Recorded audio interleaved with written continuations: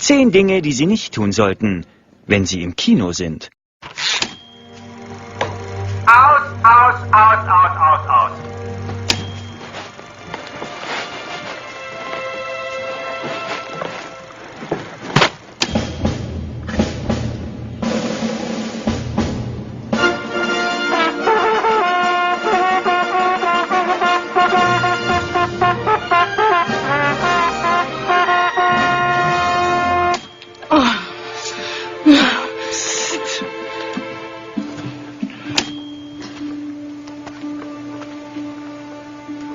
Jetzt geht er raus.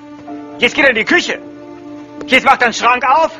Jetzt nimmt er sich ein Glas. Jetzt nimmt er sich eine Flasche Wasser. Jetzt schenkt er ein.